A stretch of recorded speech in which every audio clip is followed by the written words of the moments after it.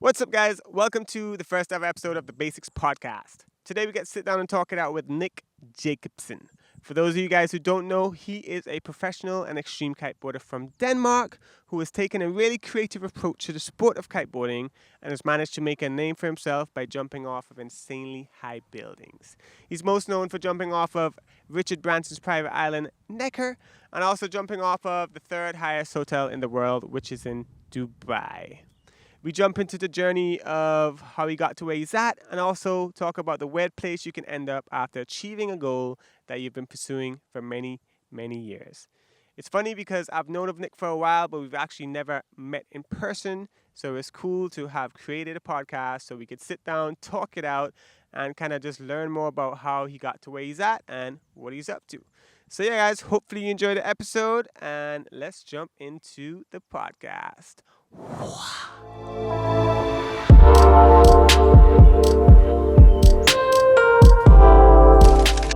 What's up, guys? Welcome to the Basixs podcast. This is episode 1, and what a powerhouse of an episode. We got Nick Jacobsen, who I've never met, but you guys probably all know. And yeah, we're going to talk about some stuff and get to know him. Yeah, man. Thanks for having me.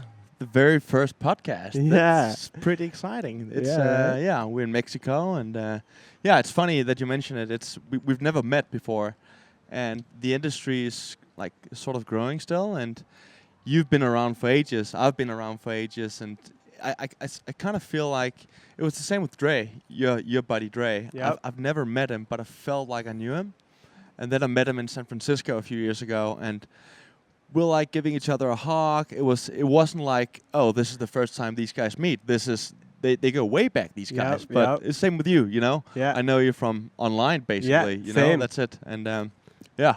So That's thanks for having me, amazing, man. Dude, Yeah. thanks so much for doing it. Like, you know, when you're just starting something, it's like, how do I do it? How do I get this to work? And like to have you as a first guest is like huge, you know? Yeah, man. Thanks. So thanks for taking the time, dude. Of course. So yeah, like, you know, as you say, we don't really know each other. So I kind of want to dive into the backstory, you know? Who are you? You know, like, where are you from? How did you get to, like, now you're a big name, people know Nick Jacobsen, and, you know, how did that start?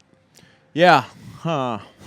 Way back. It's funny because it's we all have our stories in a way, and I feel like I didn't really have time to reflect on what the hell happened. You know what I mean? Like all of a sudden, you're there, Yeah. and I think that's why it's that's why it just all of a sudden. We have some Got a few Hey, this is technical the first issues. podcast, First man. Come episode, on. we got to, First you know, episode. work out a few kinks, but So I think, you know, I started kiteboarding when I was 16 years old. I'm 30 now, 14 years ago. yeah. So I've been at it for like half my life pretty much. And loving it, you know. It's in the beginning, I did it for fun like everyone else does. I didn't Mhm. have any, you know, like visions. I didn't have any dreams of I didn't see myself sitting here right now, like 14 years down the line. Yeah. And I started kiting in Cape Town, and Aaron Hadlow was around back then, Uh-huh. and Kevin Langery and all those guys. Yep. And they were like gods to me, you know. They were like doing all these crazy S-bands, and Yeah. I could barely ride, you know. I was just riding downhill and walking up the beach with my dad, and which, you know, that was cool back then. And I thought to myself, man, imagine you could get paid, like you could get Dude. real money to do what you Right, love. to do that, what those guys are doing. Because that's what they're doing. Yeah. You know? So why wouldn't I be able to do that one day? Yeah. And then it was just fun. It's always been fun for me kiting. I Mhm. mean, conditions like we have here in Mexico, it's light, it's 14s, it's like massive boards, if not foils, you know, it's because it's so light. I love it, you know. I freaking love it. There's Yeah, nothing dude. bad about it. It's It's just it's good not the greatest vibes. Yeah, it's just not good the greatest conditions. I mean, you come from a place where it's like perfect, right? yeah, And- you know, nearly. Yeah, nearly. No, perfect. it's perfect, but yeah. True.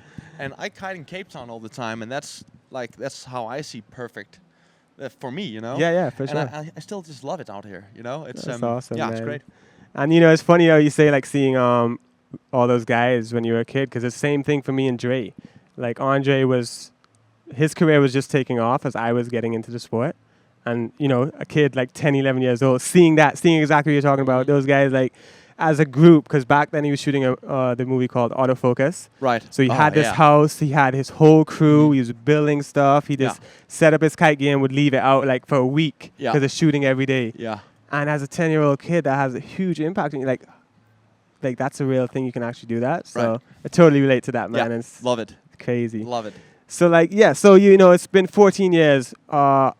When did it go from like being fun? You know, you're just doing it for fun to like actually, oh, boom! Now I got sponsors. Now it's actually turning into something more than just something I do for fun. Yeah. Yeah. It came to me a bit late. I mean, I've been a full-time professional kiteboarder for like since I was 26. So kind of late. I mean, I always got like a little bit of cash for kiting since I was 20, like 19, 20, but not enough to sustain, like to have a sustainable lifestyle. Yeah. And like pay for airline tickets yourself and hotels and whatnot. So I think that's what I keep telling myself when I look back at it. When I was 26, that's when it happened. Like, okay, I actually make enough money to only do this. I don't have to like go back to Denmark or Cape Town and have like another job. And like when did that happen? How was it like you did something and all of a sudden you got a lot of attention, or when did it go from like hustling, trying to do something to like, all right, this has become real. This is enough to like really go all in and start. I mean, build bigger, I've done things in the past where I didn't really get paid for it. I just did it out of passion and I thought it was fun. Yeah. Like jumping off the crane in Cape Town. Yeah, I remember that. Yeah, back then I was in Cambodia with a friend of mine, and we rented this massive house and we wanted to do a guest house. Yeah. So we had like, I don't know, maybe $8,000 or $10,000 each, and we wanted to have this guest house in Cambodia. And then all of a sudden we ran out of money. And we're like, oh, shit. I had my kites. We went straight to Cape Town after that.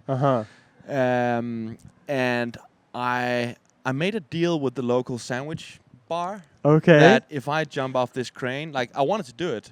Yeah. And then I'm like, why don't we do a collaboration with someone? If I do this, if I climb up here, I pull out the menu, I eat a sandwich.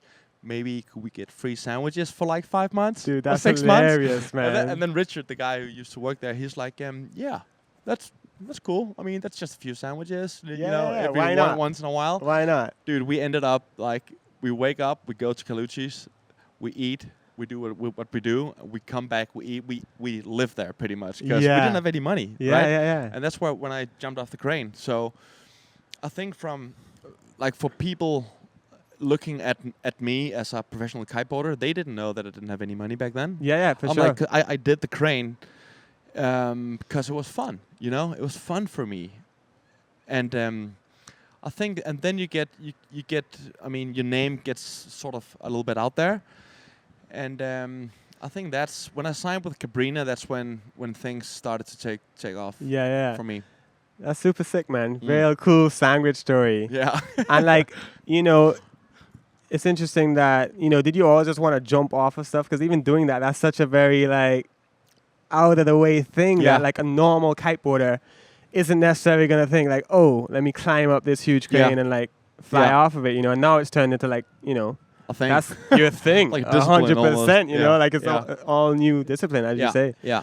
So yeah, did you just kind of fall into that, or did you like see that, oh, maybe I could go that angle, or was it just something that you did and like led to this, and then you just kept building and building? Yeah, I think it was like a combination of me riding every day the same spots. I could do like most of all the tricks, freestyle tricks, and not with perfectly executed or anything, but I could do them. Yeah, like all the mopes and stuff, and it just bored me a bit at the end. I wanted to do like different stuff, like foil or kickers or sliders or whatever, but I didn't have any sliders or anything around, like where I lived. So it just turned out to be, I wanted to see how far I could take the kite. Like, what can you actually do with a kite besides just riding up and down the beach? Yeah. And then I jumped off small dunes, and it was I liked it. Just kept jumping, I loved jumping it. bigger and bigger. Like baby steps, Yeah, for sure. And then a few years down the line, I see myself on top of a building in Dubai. I'm like, whoa, okay, didn't see that coming. Dude, that's so naughty. Like, how does that happen? Like, because that's a pretty big thing to do. Like, that's a big project. It was one word. If I had to put one word on it, it would be nightmare because Yeah. I mean the feeling great, 100% like perfect, Yeah. but working to get the permits to jump off of that building. I can imagine. Jesus Christ! Because no one's done it, dude. That's not what they do with that building. No. You know that, right? Yeah, that's. I mean, Tiger Woods, he plays golf on top of it. They do all these like skateboard whatever on top of it. But I mean, using the building as a launch pad, sort of thing.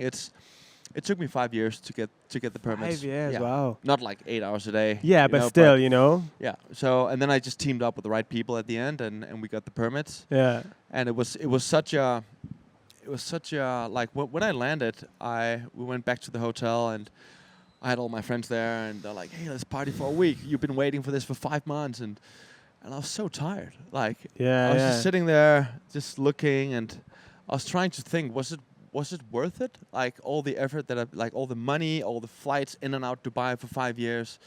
All the planning, all the logistics, like, cause I do everything myself. Like, I take care of the sandwiches for the crew. I like to help out when that's awesome, dude. It's my it's your thing. It's your baby. You want exactly. You like a dream. It's making real. Exactly, you know? And you want to make it perfect. You know. Yeah.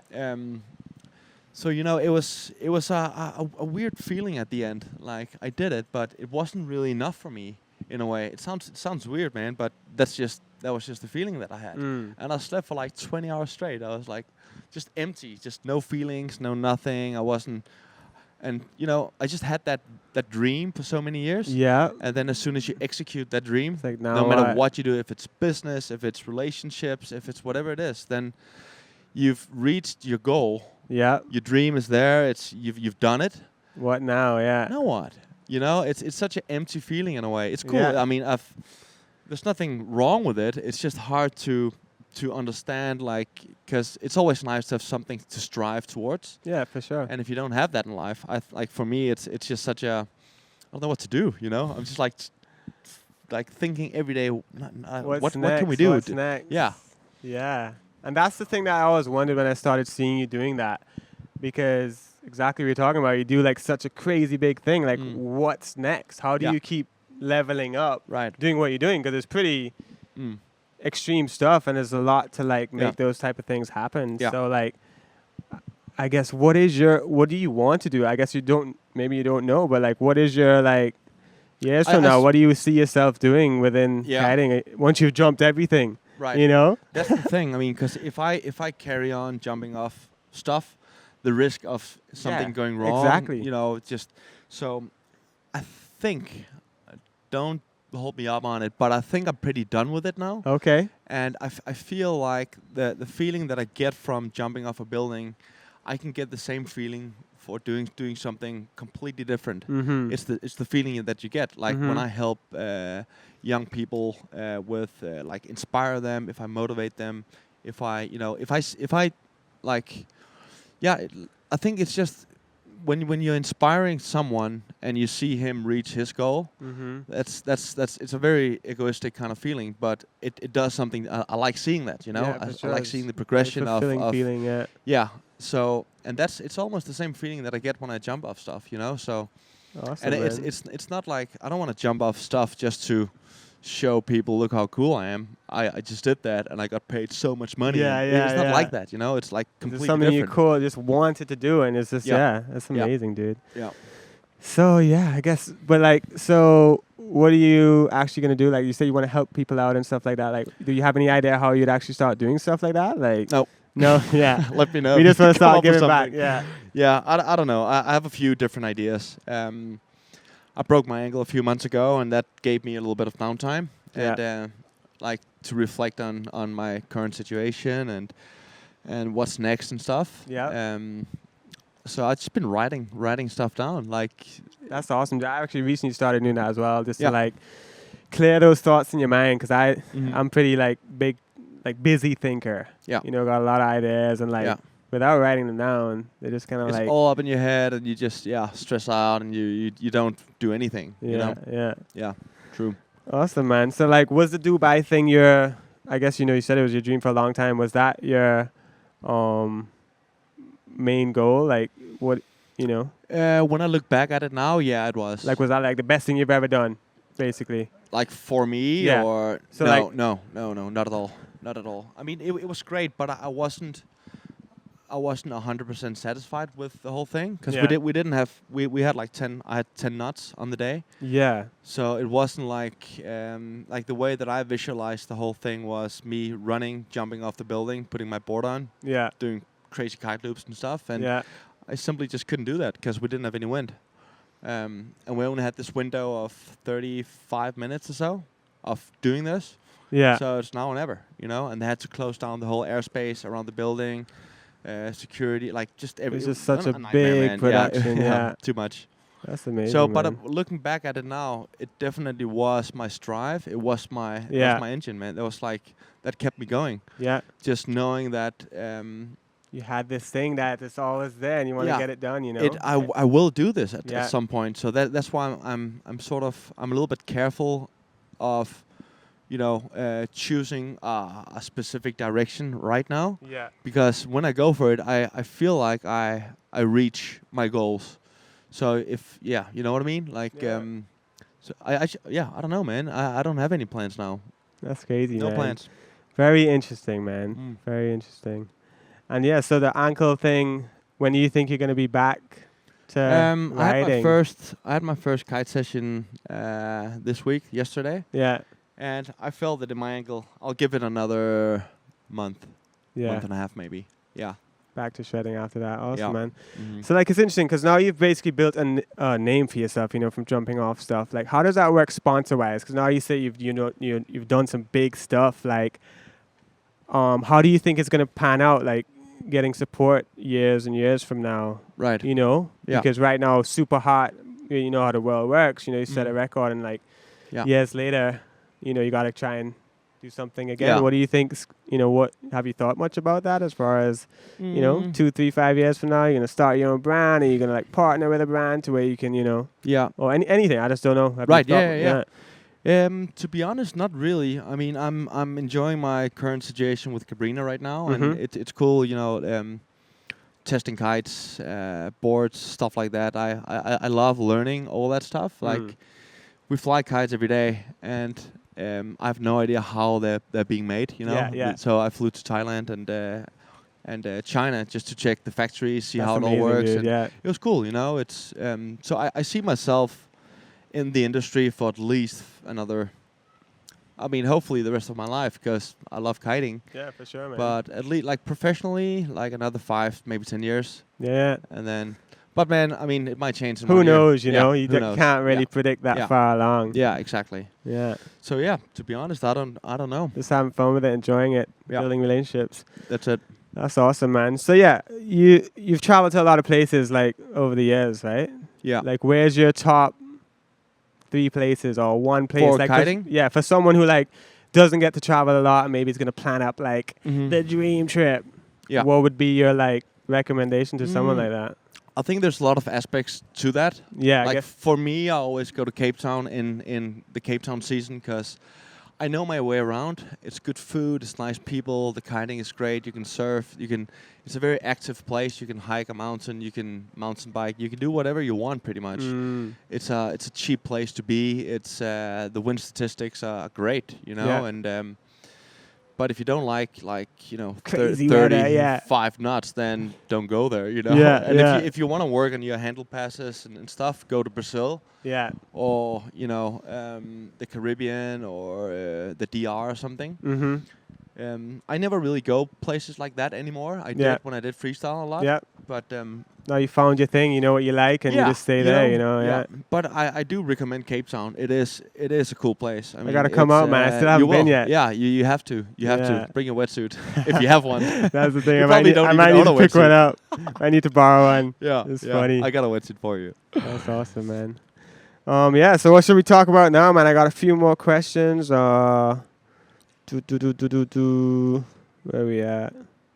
This podcasting's tricky, man. Yeah. This whole interview style, like, Yeah. I definitely mean, respect people who like interview people, like that's your thing, yeah. you know? I mean, you can. I think, for me, what's interesting when I listen to podcasts or interviews and stuff, it's like the more open it is, the more open the format is, the better for me. I feel like, because otherwise it's just another interview. Yeah. Which is great too. You know, it's I listen to Joe Rogan.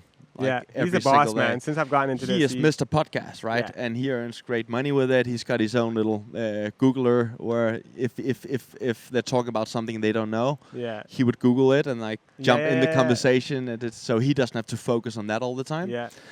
But yeah, man. I mean, pretty much it's your podcast. You set the rules, man. You can do whatever you want. I know, dude. Like this one's pretty interview driven.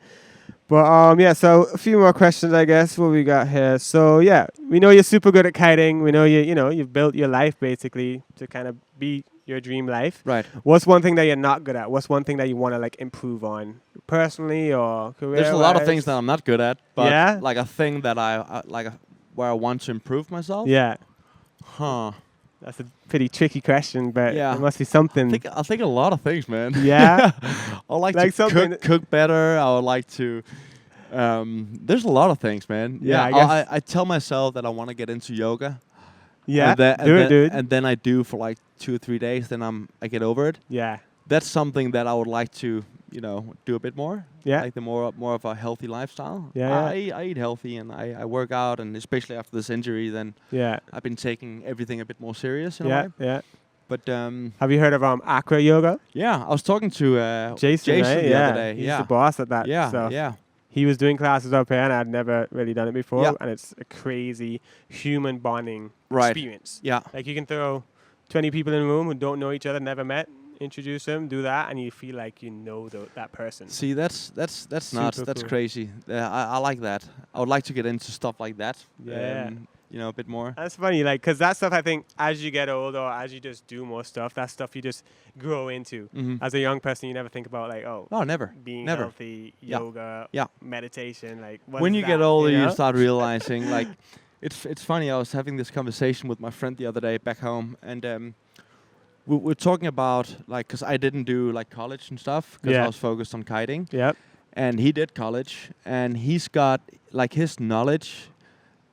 like your intelligence level varies from individual to individual, and I mean you can be intelligent in so many different ways, but he's got that basic knowledge of like politics, stuff like that. Yeah. Where my mind wasn't there back then. Because I was focused on the water, like the wind, relations, friends. Yeah. So in that way, I'm way ahead of him, I feel like, but he's way ahead of me in so many different other aspects in life, right? Yeah. But, I think when you get older, I mean, I'm only 30, but I'm old in this industry. For sure, in a way, you know? Yeah, And I don't care. It doesn't matter. It's fine, whatever. It's just a number in a way. Yep. And just chatting to people, and it's just great. Like, you can learn so much stuff in life, and you can... It's not like you have to choose a path and then stick to that. You can. Yeah, like you're free to experiment. Yeah, exactly. Yeah, but then again, I think that's what makes it hard for me especially. It makes my decision making a bit harder in life. Like, where do you see yourself in 5 years? Oh man, I could be a yoga teacher. So I could be hard, a professional water skier. I could be a dishwasher. I don't know. I really don't know. Yeah. Because everything that comes to me, I take it like pretty chilled. I'm like looking at it. Oh, that sounds cool. Well, he's a dickhead, but I mean, I'm sure there's something good in him. Let's have a conversation. Like, let's That's cool, man. Because it's all about where you come from, like your upbringing and just your surroundings. Yeah. For sure. And who you surround yourself with. I think Jason, that yoga guy, we were chatting about this specific subject the other day. Oh yeah. And he told me, I think it was 4 or 5 the 4 or 5 people that you surround yourself with, mostly that's what you will turn into. And that kind of rang a bell. I mean, it makes sense, and it's not like we didn't know it, but just the way that he said laid it out. Yeah, exactly. I'm like, yeah, that really makes sense. So if you can trick your mind in so many different ways. You can be like, it's not windy today. If you keep telling yourself it's not windy at a very windy spot for like 5 years, like your brain believes that it's not windy even though it is. Yeah. I don't know. I might be going on but it's true, dude. I like losing it here. But it's interesting, the whole just the lifestyle of a kiteboarder. Because for me, it's been amazing, dude. Because I was similar to you, where I started as a kid, had no other goals really besides trying to do this full time. And it led to a lot of amazing, mind-blowing things. Like being here with you, talking to you, we would have no reason to do that if kiting didn't work out, I didn't pursue that. And like everything else, it's just taught me a lot about like just meeting cool people and how, even if you come from a total different world, this one thing can now make you guys gel and find similarities, and that's kind of like my favorite thing about kiting is it gives you a reason to go travel places. One, two, you get to like events like this one, you're meeting people that you would never ever meet in normal day-to-day life, and it's such an amazing thing. So very like-minded people, I would say. Even though they're doing something like crazy, you're like, I know nothing about that. But we're kind of the same when we're on the beach, enjoying kiting. So amen to that. Yeah, man. Yeah. Awesome, dude. Well, I think that's probably solid for our first podcast, man. Cool, man. Let's do the second one tomorrow. Right? Round 2? Yeah, round 2. Do some commentation or something. But I really appreciate you taking the time, man. It's been cool I to hope it goes well from here. Yeah. Are you going to do like a website, or are you going to... I think I'm going to have this go on my YouTube channel starting out, but also have the audio version so people can pick and choose. Okay, guys, and that's it for today's episode. Big ups to Nick for taking the time to sit down and share his amazing story. He is now officially one of the coolest humans I know. If you enjoyed this podcast and you want to help the show grow, you can head over to jakekelsick.com/podcast and subscribe to the show. It also helps a lot if you leave a review on iTunes. And that's it, guys. All the best, and I'll see you guys in the next episode of the Basixs podcast. Peace, love, and big ups.